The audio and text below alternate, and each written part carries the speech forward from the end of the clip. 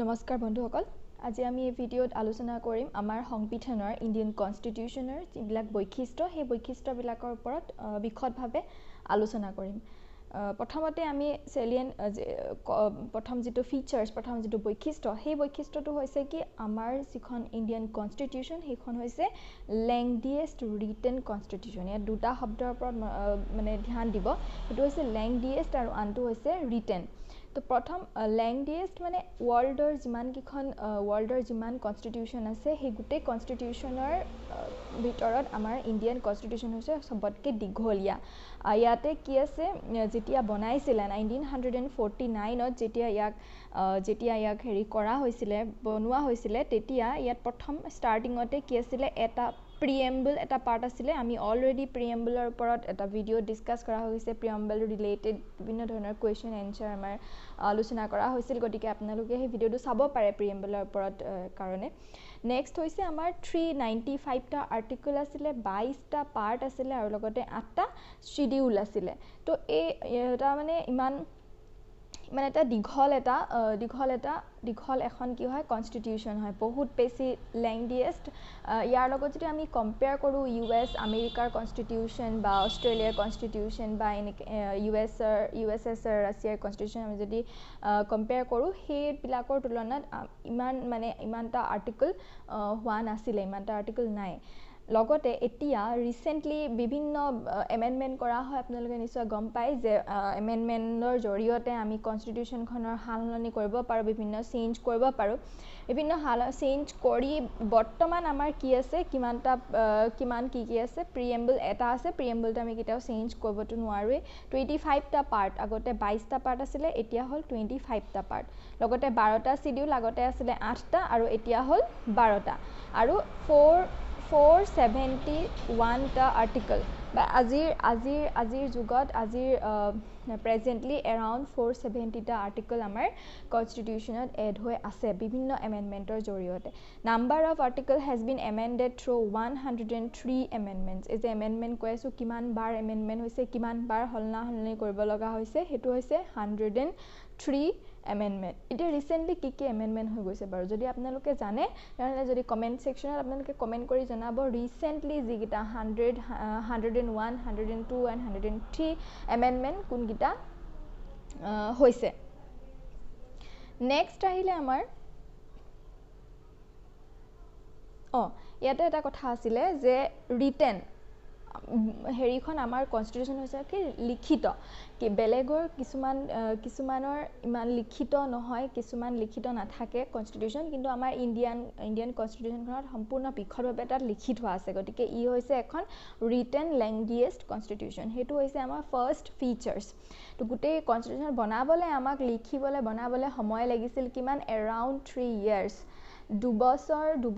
11 মাহ 18 দিন সেইটো মনত ৰাখিব 2 বছৰ 11 মাহ 18 দিন সময় লাগিছিলে গোটেই কনষ্টিটিউচনখন কনষ্টিটিউচন এছেম্বলিত গোটেই কথাখিনি আলোচনা কৰি কি ভৰাব কি কথা ইনক্লুড কৰিব লাগিব সেইবিলাকো সম্পূৰ্ণ লিখা এইখিনি কথা কি হৈছে কনষ্টিটিউচনখন সেইকাৰণে ইমান দিন লাগিছিলে নেক্সট আহিলে drawn from various sources second ফিচাৰ্ছটো হৈছে আমাৰ যিখন কনষ্টিটিউচন ভেৰিয়াছ চ'ৰ্চেছ বেলেগ চ'ৰ্চৰ পৰা আমি গুটোৱা হৈছে বেলেগ চ'ৰ্চৰ পৰা আমি গুটাই মেলি আমি লিখা হৈছে সেইকাৰণে বহুতে কোৱা হয় যে আমাৰ Indian constitution is a borrowed constitution বুলিও কোৱা হয় কিন্তু এইটো কথা তেনেধৰণে নহয় বৰ'ড কনষ্টিটিউচন বুলি আমি একচুৱেলি নহয় সেইটো বৰ'ড কনষ্টিটিউচন বিভিন্ন সালসলনি কৰি লিখা হৈছে সম্পূৰ্ণ একে এজ ইট ইজ তাত ইয়াতে লিখা নাই গতিকে আমি ক'ব নোৱাৰোঁ যে এখন বৰ'ড কনষ্টিটিউচন কিন্তু বিভিন্ন চ'ৰ্চৰ সহায় লৈ আমাৰ কনষ্টিটিউচনখন বনোৱা হৈছে যেনেধৰণে মেক্সিমাম পাৰ্ট ক'ৰ পৰা লিখা হৈছিলে government of India act 1935 government of India act 1935ৰ পৰা মেক্সিমাম বস্তু তাৰ পৰা লোৱা হৈছে নেক্সট যিখিনি বস্তু তাত ইনক্লুড আছে যেনেকৈ ফৰ এক্সাম্পল যদি ক'বলৈ যাওঁ ফৰ এক্সাম্পল ফাণ্ডামেণ্টেল ৰাইটছ যিখিনি আছে মৌলিক অধিকাৰ যিখিনি আছিলে মৌলিক অধিকাৰখিনি কাৰ পৰা লোৱা হৈছে আমেৰিকান কনষ্টিটিউচনৰ পৰা লোৱা হৈছে আমেৰিকাটো যিমানখিনি ফাণ্ডামেণ্টেল ৰাইট আছে ৰাইটৰ যিটো ধাৰণা আছে আমাৰো সেই তেনেকৈ ফাণ্ডামেণ্টেল ৰাইটছটো আমেৰিকান কনষ্টিটিউচনৰ পৰা বৰো কৰি লোৱা হৈছে বা তাৰ পৰা লোৱা হৈছে নেক্সট হৈছে DPSP directive principle of state policy সেইখন যিটো আমাৰ ডিৰেক্টিভ যিখিনি আমাৰ ষ্টেটক কিছুমান নিৰ্দেশাৱলী নিৰ্দেশ কৰা হয় যে এইখিনি কাম আপোনালোকে ৰাইজৰ সুবিধাৰ কাৰণে ৰাইজৰ উন্নতিৰ কাৰণে এইখিনি কাম কৰিব লাগিব তো সেই যিটো DPSP এই DPSPটো লোৱা হৈছে ক'ৰ পৰা আইৰিছ কনষ্টিটিউশ্যনৰ পৰা লোৱা হৈছে নেক্সট আহিলে সিংগল সিটিজেনশিপ আৰু বা পাৰ্লিয়ামেণ্টাৰী গভৰ্ণমেণ্ট যিটো আমাৰ গভৰ্ণমেণ্টৰ ছিষ্টেম পাৰ্লিয়ামেণ্টাৰী গভৰ্ণমেণ্ট ছিষ্টেমটো সেইখিনি ক'ৰ পৰা লোৱা হৈছে ব্ৰিটেইনৰ পৰা লোৱা হৈছে ফাণ্ডামেণ্টেল ডিউটিজ যিবিলাক আছে সেই ফাণ্ডামেণ্টেল ডিউটিজবিলাক লোৱা হৈছিলে USSR ৰাছিয়াৰ কনষ্টিটিউশ্যনৰ পৰা আমাৰ ফাণ্ডামেণ্টেল ডিউটি লোৱা হৈছে এনেধৰণে গোটেই বস্তুখিনি কি হৈছে মেক্সিমাম গভৰ্ণমেণ্ট অফ ইণ্ডিয়াক 1935ৰ পৰা লৈছে আৰু বাকীখিনিও কি হৈছে বেলেগ দেশৰ কনষ্টিটিউশ্যনৰ আধাৰত কনষ্টিটিউশ্যনৰ সহায় লৈ কথাখিনি ইয়াতে চালি জাৰি চাই সকলো দিশত চাই আমাৰ ডাইভাৰ্ছ যিটো কালচাৰ হয় ইণ্ডিয়াৰ সেই ডাইভাৰ্ছ কালচাৰৰ লগত সেইখিনি সকলোখিনি মিলাই মেলি ইয়াতে লিখা হৈছে ইণ্ডিয়ান কনষ্টিটিউশ্যন নেক্সট আহিলে blend of rigidity and flexibility so' rigidity and ফ্লেক্সিবিলিটিৰ যিটো আমাৰ ইণ্ডিয়ান কনষ্টিটিউশ্যন কৈছে এটা ব্লেণ্ড এটা মিক্সাৰ মানে ইয়াক আমি খুব সহজতে খুব বেছি টানো নহয় আৰু খুব বেছি সহজো নহয় খুব বেছি কোমলো নহয় ফ্লেক্সিবলো নহয় এইটো কথা এইটো অনুষ্ঠানত কোৱা হৈছে যে এইটো ক্ষেত্ৰত কোৱা হৈছে যে আমি যেতিয়া ইণ্ডিয়ান কনষ্টিটিউশ্যনখন যেতিয়া চেঞ্জ কৰিব যাম এমেণ্ডমেণ্ট কৰিব যাম ইতিমধ্যে গম পাইছে যে 103টা এমেণ্ডমেণ্ট হৈছে বৰ্তমানলৈকে 1949ৰ পৰা ৰিচেণ্ট 2020 বা 2019লৈকে 103টা এমেণ্ডমেণ্ট হৈছে তো সেই যিটো এমেণ্ডমেণ্ট যিটো প্ৰক্ৰিয়া চেঞ্জৰ যিটো প্ৰক্ৰিয়া সেই প্ৰক্ৰিয়াটো কি হৈছে খুব বেছি ইজিও নহয় খুব বেছি টানো নহয় এটা ৰিজিডো নহয় বহুত বেছি ফ্লেক্সিবলো নহয় সেইটো কোৱা হৈছে কাৰণ তাতে আমাৰ কনষ্টিটিউশ্যনত এটা আৰ্টিকল আছে 368 আৰ্টিকলত আমি তাত এটা প্ৰভাইড কৰিছে এটা সুবিধা প্ৰভাইড কৰিছে যে আমি কনষ্টিটিউশ্যনখন চেঞ্জ কৰিব পাৰোঁ তিনি ধৰণে আমি এমেণ্ডমেণ্ট কৰিব পাৰোঁ ফাৰ্ষ্ট হৈছে স্পেচিয়েল মেজৰিটি তো স্পেচিয়েল মেজৰিটিৰ থ্ৰুৱেদি আমি হেৰি কৰিব পাৰোঁ তো স্পেচিয়েল মেজৰিটিটো কি হৈছে স্পেচিয়েল মেজৰিটি মানে হৈছে 2/3 member of the total house present and voting এইটো কথা মনত ৰাখিব সেইদিনা কিবা এটা এমেণ্ডমেণ্ট কৰোঁতে পাৰ্লিয়ামেণ্টত বা সেই হাউচটোত আপাৰ হাউচ বা লোৱাৰ হাউচত যিমানখিনি প্ৰেজেণ্ট আছে মানুহ মেম্বাৰ প্ৰেজেণ্ট আছে আৰু ভোটিং কিমানে কৰিছে সেই নাম্বাৰটোৰ 1/3 more than 1/3 হ'ব লাগিব more than 2/3 হ'ব লাগিব আৰু সেই সংখ্যাটো 2/3 সংখ্যাটো more than 50% of the total strength of the house সেই তাতকে 50%তকৈ বেছি হ'ব লাগিব সেইটো হৈছে স্পেচিয়েল মেজৰিটি চ' আমি পিছত আকৌ ডিটেইলছত আমি এইখিনি কেনেধৰণে এমেণ্ডমেণ্ট কৰা হয় এমেণ্ডমেণ্টৰ প্ৰক্ৰিয়া সেইবিলাক কথা আমি সম্পূৰ্ণ ডিটেইলছত আগবাঢ়িম আজি ফিচাৰ্ছখিনি জানি লওক আমি সেইটো কথাত গুৰুত্ব দিয়ক নেক্সটটো হৈছে special majority with the ratification by half of the total state সেকেন্ডটো হৈছে স্পেচিয়েল মেজৰিটি থাকিবতো লাগিবই লগতে কিছুমান লক আমি যদি চেঞ্জ কৰিব বিচাৰো সংবিধানৰ তেতিয়াহ'লে কি লাগিব গোটেই ষ্টেটবিলাকৰ সন্মতি লাগিব গোটেই ষ্টেটবিলাকেও তেওঁলোকেও ৰেটিফিকেশ্যন কৰিব লাগিব তেওঁলোকেও সন্মতি দিব লাগিব যে য়েছ উই অলছ' নিড দিছ চেঞ্জ সেই তেতিয়াহে কি হয় আমাৰ সেই লটো চেঞ্জ কৰিব পৰা যাব নেক্সট হৈছে সিম্পল মেজৰিটি তো মানে more than 50% of total strength যেতিয়া কৰা হয় তেতিয়াহ'লে সেইটো সিম্পল মেজৰিটিত ধৰা হয় কিন্তু আমাৰ এই সিম্পল মেজৰিটিটো কি হয় আমাৰ আৰ্টিকল 368ৰ আণ্ডাৰত নাহে সেইটো কথা মনত ৰাখিব মাত্ৰ special majority plus special majority with the ratification by the half of the state সেইকেইটাহে আমাৰ আৰ্টিকল 368ৰ আণ্ডাৰত আহে হৈ গ'ল নেক্সট আহিলে federal system with unitary bias so' আমাৰ কনষ্টিটিউশ্যনখন কি হয় federal system with unitary bias তো ফেডাৰেল চিষ্টেম মানে কি আৰু ইউনিটাৰী চিষ্টেম মানে কি এইটো কথা আমি প্ৰথমতে বুজিব লাগিব চ' এই যে ফেডাৰেল চিষ্টেম আৰু ইউনিটাৰীৰ মাজত এটা ব্লেণ্ড হয় আমাৰ যিটো চিষ্টেমটো সেইটো কাৰণে ইয়াক it also' called as quasi federal বুলিও কোৱা হয়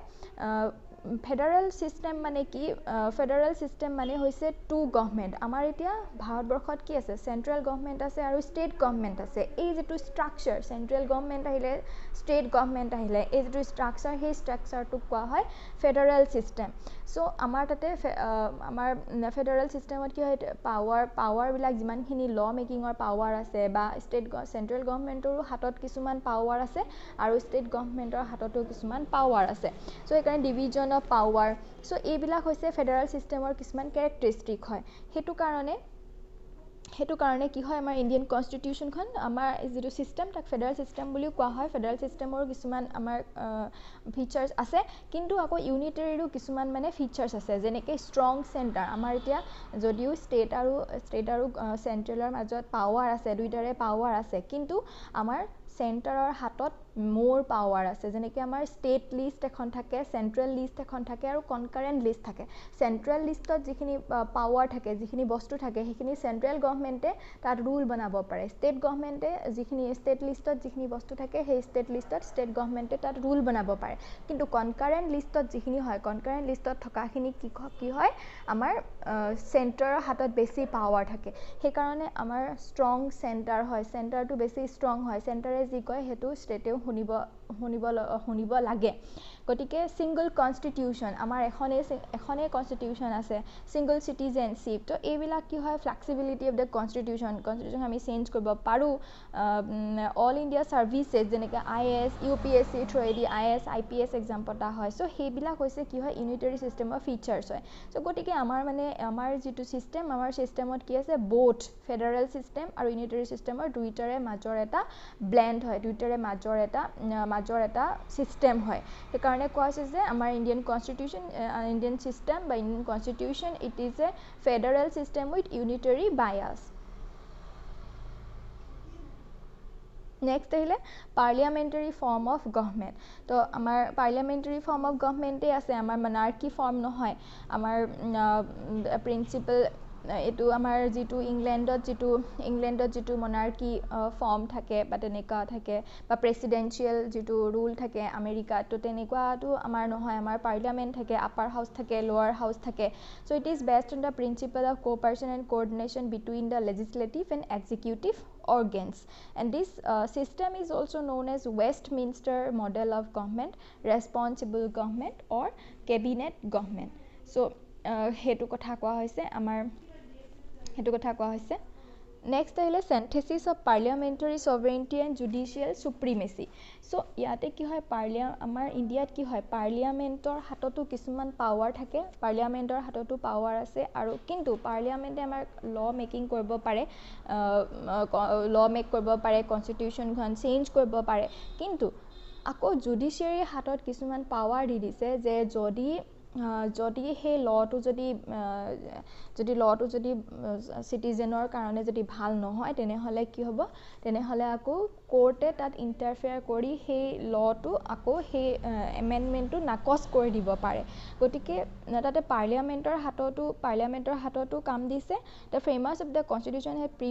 preferred a proper synthesis between the British principle of parliamentary sovereignty the Britishত কি হয় পাৰ্লিয়ামেন্টে যেটো কয় হেতুৱে হয় তো ব্ৰিটিছৰ নিচিনা sovereignty হৈছে and the American principle of judicial supremacy আৰু আমেৰিকাত কি হয় জুডিশিয়াল তাত সুপ্ৰিমেসি টো সবতকে বেছি থাকে কোৰ্টে যদি ৰায় কৰে এটো নহয় তেতিয়া হলে নহয় সো এটো হৈছে আমাৰ ইণ্ডিয়ান হেতু হৈছে পাৰ্লিয়ামেন্টাৰী sovereignty আৰু জুডিশিয়াল সুপ্ৰিমেসিৰ মাজৰ এটা synthesis হয় সো আমাৰ হেতুৱে তো সুপ্ৰিম কোৰ্টত আছে আমাৰ জুডিশিয়াল ৰিভিউ পাৱাৰ তো সুপ্ৰিম কোৰ্টে তাত হস্তক্ষেপ কৰিব পাৰে যদি চৰকাৰে কিবা বেয়া ল এটা আনে এতিয়া ৰিসেন্টলি যেনেকৈ আমাৰ কাৰ কাৰণে বা NRCৰ কাৰণে আমাৰ সুপ্ৰিম কোৰ্টে তাত হস্তক্ষেপ লৈছে ঠিক তেনে ধৰণে যদি ভবা হয় যদি জনসাধাৰণৰ ফালৰ পৰা যদি কিবা আহে প্ৰতিবাদ আহে তেনেহলে এনেকুৱা ক্ষেত্ৰত আমাৰ জুডিশিয়াল ৰিভিউ পাৱাৰ আছে আৰু এটো ক্ষেত্ৰত কোৰ্টে যেটো কয় হেতু পাৰ্লিয়ামেন্টে মানিব লাগিব কিন্তু আকৌ পাৰ্লিয়ামেন্টে হেজ দ্য কনস্টিটুৱেন্ট পাৱাৰ মানে পাৰ্লিয়ামেন্টে আমাৰ আপাৰ হাউস লোৱাৰ হাউসৰ জৰিয়তে আমাৰ কনস্টিটিউশনখন চেঞ্জও কৰিব পাৰে এমেন্ডমেন্ট কৰিব পাৰে সো এই দুইটা বস্তু আমাৰ ইণ্ডিয়ান কনস্টিটিউশনত আছে Next is the integrated and independent judiciary. So, our judiciary যেটো সুপ্ৰিম কোৰ্ট যেটো সুপ্ৰিম কোৰ্ট হে সুপ্ৰিম কোৰ্টখন এটা হৈছে ইন্ডিপেন্ডেন্ট হয় ইয়া সুপ্ৰিম কোৰ্টৰ ক্ষেত্ৰত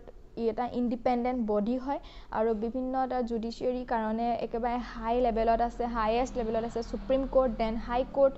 কোৰ্ট আছে বেলেগ বেলেগ ষ্টেট বিলাকত নেক্সট আহিলে সাবঅৰ্ডিনেট কোৰ্টছ মানে ডিস্ট্ৰিক্ট কোৰ্ট বিলাক থাকিলে বা আদাৰ কোৰ্টছ বিলাক লোৱাৰ কোৰ্টছ বিলাক থাকিলে সো তেনেকৈ আমাৰ গোটেই জুডিচিয়াৰী সিস্টেমটো তাত বনাই ৰাখিছে আৰু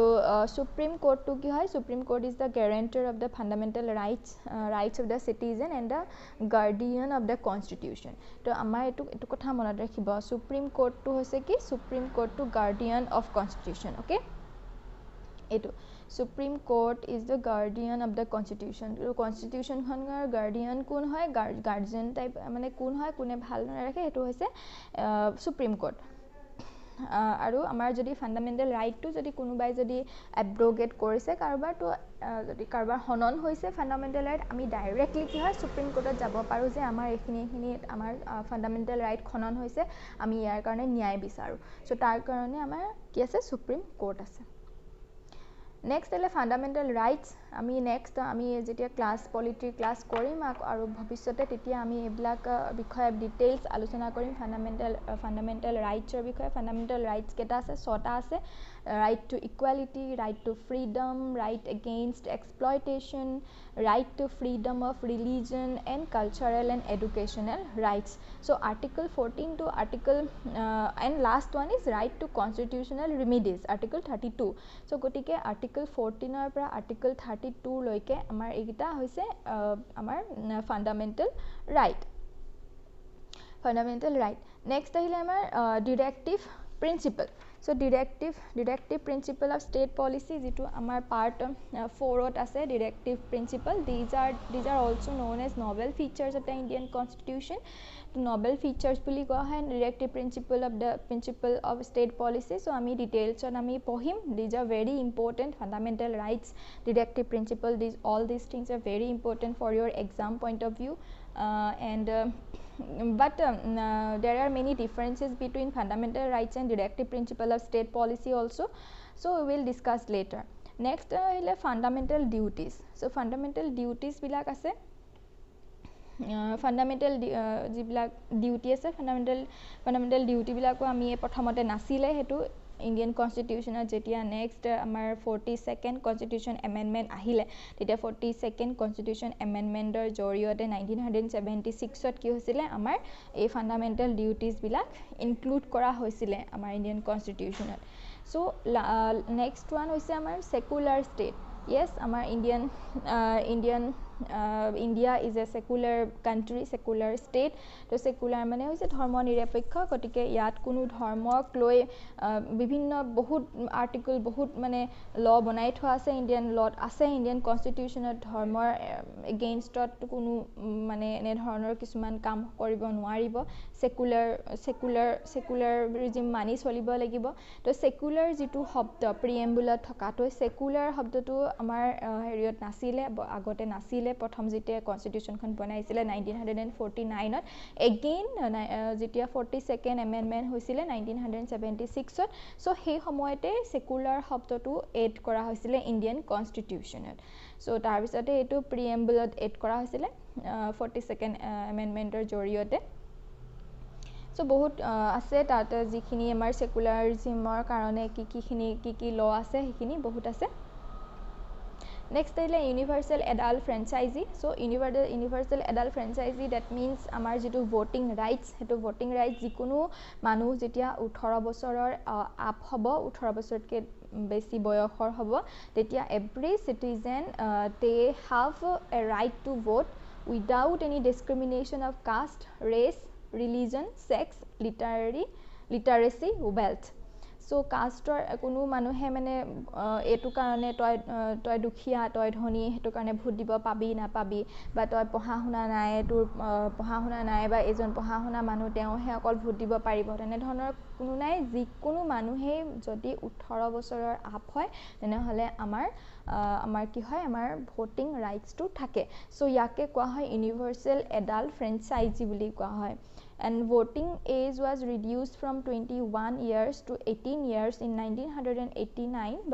by the 61st Constitutional Amendment Act of 1988. So এইটো প্ৰথম আমাৰ আছিলে কিমান 21 years আছিলে 21 বছৰ আছিলে তাৰ পাছত 21 বছৰ ওপৰখিনিহে ভোট কৰিব পাৰিছিল আছিলে কিন্তু 1989 ত 61st Constitution Amendmentত কি হ'ল আমাৰ 18 years কৰি দিলে Next is single citizenship. এটো কবলগীয়া একো নাই আমাৰ গোটেই ভাৰতবৰ্ষৰে এটাই citizenship যে আমি সকলো ভাৰতীয় we are all Indian so এটাই citizenship কিন্তু for example বাহিৰৰ দেশত যেনেকৈ আমেৰিকাত dual citizenship থাকে তেওঁলোক আমেৰিকাৰো citizen হয় plus সেই যেটো ষ্টেটত থাকে সেই ষ্টেটখনৰো তেওঁলোকৰ এক্সট্ৰাকে এটা citizenship তেওঁলোকৰ থাকে so তাত পালন কৰে dual citizenship তেওঁলোকে ফলো কৰে কিন্তু আমাৰ ইয়াত single citizenship ফলো কৰে next হৈছে independent bodies so আমাৰ বিভিন্ন কামকাজ বিলাক পৰিচালনা কৰিবৰ কাৰণে ইন্ডিয়ান কনস্টিটিউশনত কিছুমান independent bodies ৰাখিছে independent bodies that means they are independent হিয়তক কোনো বাধা দিব নোৱাৰে তাহাতৰ যিখিনি কামকাজ বা ইবিলাকত বাধা দিয়াটো মানে বাধা দিব নোৱাৰে তেওঁলোকে তাৰ কাৰণে বহুত বেছি প্ৰভিজন ৰাখি দিছে তেওঁলোকৰ যেটো ফান্ড হয় ফান্ড বিলাক কনসলিডেটেড ফান্ডৰ পৰা আহিব এনে ধৰণৰ কিছুমান ৰাখিছে সো ফৰ এক্সাম্পল এটা হৈছে election commission so election commission টু আমাৰ ইন্ডিপেন্ডেন্ট বডি হয় এটা election commission to ensure free and fair election টু ইলেকশন কন্ডাক্ট কৰিবৰ কাৰণে আমাৰ ইলেকশন কমিশন আছে নেক্সট আহিলে আমাৰ অডিট সকলো বডিৰে সকলো অৰ্গানাইজেচনৰে এটা যেটো ফাইনান্সিয়াল পাৰ্ট হয় ফাইনান্সিয়াল পাৰ্ট চাবৰ কাৰণে এটা ফাইনান্সিয়াল বডি থাকে ঠিক তেনেকৈ আমাৰ ইন্ডিয়াৰো ফাইনান্সিয়াল যিখিনি পাৰ্ট হয় হেতু চাবৰ কাৰণে এটা এক্সট্ৰা এটা বডি থাকে হেতু হৈছে controller and auditor general of India হেতু controller and auditor general of India to audit the accounts of the central and state governments next হৈছে UPSC এটা হৈছে independent body হয় যেটো আমাৰ to conduct examination for the recruitment to all India services IAS IPS বিলাকৰ কাৰণে conduct কৰিবৰ কাৰণে UPSC যেটো এটা independent body হয় next আহিলে state PSC to state PSC যেটো state government যেনেকৈ আমাৰ APSC Assam Public Service Commission so হে এনেকা কমিশন বিলাকো state PSC বিলাকো কি হয় এটা independent body হয় to conduct state services বিলাক মানে state service বিলাক conduct কৰিব কাৰণে এটো আমাৰ হেৰি থাকে state PSC থাকে হল নেক্সট আহিলে আমাৰ emergency provision so emergency provision যেটা আমাৰ দেখত যেটা ইমাৰ্জেন্সি আহি যায় ইমাৰ্জেন্সি পিৰিয়ড আহি যায় তো ইমাৰ্জেন্সি পিৰিয়ড আহাৰ সময়ত কিছুমান মানে আমাৰ কিছুমান ইয়াতে ল মানে ইয়াত হেৰি কৰা আছে যিবিলাকে কি হয় প্ৰেসিডেন্টক হাতত কিছুমান এটা পাৱাৰ দি দিয়ে প্ৰেসিডেন্টক পাৱাৰ দি দিয়ে আমি ডিটেইলছত আমি ডিসকাস কৰিম ইমাৰ্জেন্সি প্ৰভিজনছৰ বিষয়ে বিভিন্ন তাতে আমাৰ মেইনলি তিনি ধৰণৰ ইমাৰ্জেন্সি থাকে ইমাৰ্জেন্সি প্ৰভিজন থাকে হেকিটা হৈছে national emergency state emergency financial emergency so state national emergency through di ami article 352 t likha ase national emergency বিষয়ে state emergency article 356 আৰু financial emergency 360 article so emergency সময়ত কি হয় during emergency central government become all powerful so central government or হাতত সব power থাকে powerful হৈ যায় তেতিয়া আমাৰ কি হয় ইউনিটাৰী গুছি যায় এতিয়া আমাৰটো ফেডাৰেল সিস্টেমত থাকে সেন্টৰৰ হাতত থাকে ষ্টেটৰ হাতত থাকে পাৱাৰ কিন্তু যেতিয়া ইমাৰ্জেন্সি সময় আহি যায় ইমাৰ্জেন্সি সময়ত কি হয় আমাৰ ইউনিটাৰীলে চেঞ্জ হৈ যায় মানে আমাৰ সেন্টাৰৰ হাততে সম্পূৰ্ণ পাৱাৰ থাকে ষ্টেটৰ হাতত পাৱাৰটো কমি যায় বা নাথাকে সো এনে ধৰণৰ এটো ইমাৰ্জেন্সি প্ৰভিজন হয় and the state go into the total control of the center so পুৰা সেন্টাৰে কন্ট্ৰোল কৰে next is a three tier government so my প্ৰথমতে two tier government asile two tier government asile মানে dual polity asile মানে আমাৰ center আৰু state eduta center আৰু state eduta government asile central eta government থাকে state eta government থাকে কিন্তু 73rd আৰু 74th constitution যেতিয়া amendment কৰিছিলে constitution amendmentor জৰিয়তে 73rd আৰু 74th ৰ জৰিয়তে কি কৰিলে আমাৰ এটা বেলেগ এটা আৰু এটা tier include কৰা হল গভৰ্নমেন্টৰ আৰু হেতু হৈছে কি আমাৰ যেটো আমাৰ পঞ্চায়ত সিস্টেম যেটো আমাৰ গাঁৱে গাঁৱে বা পঞ্চায়ত সিস্টেমটো থাকে সেই পঞ্চায়তটো আমাৰ পঞ্চায়ত সিস্টেম বা মিউনিসিপালিটি সিস্টেম আমাৰ যেটো পঞ্চায়ত ইলেকশন হয় সো সেই পঞ্চায়ত সিস্টেম মিউনিসিপালিটি যেটো হয় থাৰ্ড টায়াৰ হয় মিউনিসিপালিটিটো third tier of our government so সেই যেটো এমেন্ডমেন্ট 73rd আৰু 74th কনস্টিটিউশনত আমাৰ এটা নতুনকৈ এটা পাৰ্ট এড কৰিছে যিহেতু আমাৰ নতুনকৈ পাৰ্ট এড কৰিছিলে পাৰ্ট 9 আৰু শিডিউল 11 আমাৰ শিডিউল 11 আৰু শিডিউল 12 আমাৰ তাত ইনক্লুড কৰিছিলে সো পঞ্চায়ত আৰু মিউনিসিপালিটিজ বিলাক হৈছে সেই 3 টায়াৰ গভৰ্নমেন্ট সো সেইখিনি সো হিমানখিনি আছিলে আমাৰ ইণ্ডিয়ান কনস্টিটিউশনৰ ফিচাৰ্সখিনি সো আপোনালোকে হয়তো বুজি পালে ইউনিটৰ সাধাৰণতে আমি পিছত আকৌ ডিটেইলছত আলোচনা কৰিম কি হয় তাৰ সকলোবিলাক ভিতৰৰ পাৰ্টবিলাক আৰ্টিকলবিলাক ডিটেইলছত আলোচনা কৰিম ভৱিষ্যতে এনেকৈ ধৰণে ভিডিঅ' পাই থাকিব গতিকে যদি আপোনালোকে ভিডিঅ'টো ভাল পাইছে যদি এনে ধৰণে আৰু বিচাৰে পলিটি লেকচাৰ আমি পলিটি আৰু ডিসকাস কৰিব বিচাৰো তেনেহলে ভিডিঅ'টো লাইক কৰিব আৰু লগতে কমেন্ট কৰি জনাব কেনে পালে বা কিহত ইমপ্ৰুভ কৰিব লাগিব বা কেনে হৈছে কি নাই হোৱা সেইখিনি কথা আপোনালোকে কমেন্ট কৰি জনাব আৰু লগতে আমাৰ চেনেলটো সাবস্ক্ৰাইব কৰিবলৈ হেতু নাপাহৰিবই চেনেলটো সাবস্ক্ৰাইব কৰিব লগতে যেটো কাখত থকা যেটো বেল আইকন হেতু ক্লিক কৰি দিব যাতে মই নেক্সট আকৌ যেতিয়া ভিডিঅ' পলিটিৰ লেকচাৰ নেক্সট উইকত মই যেতিয়া লৈ আহিম তেতিয়া আপোনালোকে তাৰ নটিফিকেশন পাই যায় লগে লগে যাতে আপোনালোকে এক্সামৰ কাৰণে প্ৰিপেয়াৰ কৰিব পাৰে সো আজিলৈ আহো থ্যাংক ইউ অল